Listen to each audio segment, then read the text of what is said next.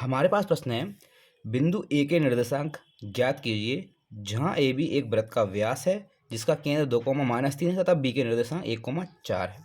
अब डायग्राम बना देते हैं हम इसका। ये मान लीजिए आपका वृत्त है। यहाँ केंद्र से होकर ये हमने व्यास बना दिया। इसका नाम ए है, इसका नाम बी है। और ए के निर्देशांक आपको ज्ञात करना है तो इसके हमने मान लिए x1 और y1। बीच के निर्देशांक क्या दे रखा है? केंद्र क्या है? 2, -3 है, तो इसके निर्देशांक है 2, -3। अब बी के निर्देशांक कितने दे रखे हैं? 1, 4 ये आपको दे रखे हैं। ठीक है, अब क्या है, एक विभाजन सूत्र होता है, लेकिन जो केंद्र है वो बराबर अनुपात में विभाजित करता है इस रेखाखंड को, मतलब व्यास को। तो फॉर्मूला जो लगेगा वो आपका लगेगा विभाजन सूत्र का, x बराबर होता है x1 + x2 बटे में 2। इसी प्रकार y का फॉर्मूला होता है y1 + y2 बटे में 2, जब ये अनुपात समान हों तब।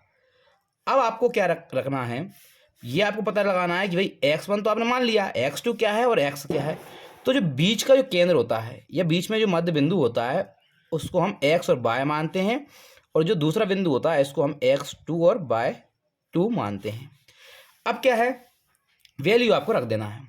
यहाँ हमने देखा x की वैल्यू क्या है? 2 है, हमने 2 रख दी, बराबर x1 की वैल्यू क्या है? तो x1 की वैल्यू x1 ही है, प्लस x2 की वैल्यू क्या है? x2 की वैल्यू आपके पास 1 है, बटे में कौन आएगा? 2। इसी प्रकार y की वैल्यू क्या है? तो y की वैल्यू है -3, तो ये हो जाएगा -3 बराबर।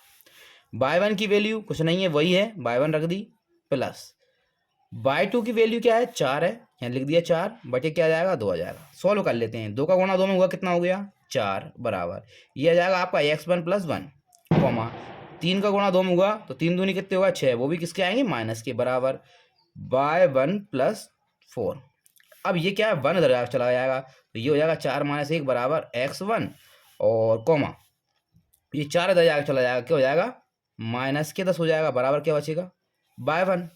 अब 4 में से 1 गए, कितने बचते हैं? तो 3 बचते हैं, जो कि आपकी किसकी वैल्यू आ गई? x1 की वैल्यू आ गई।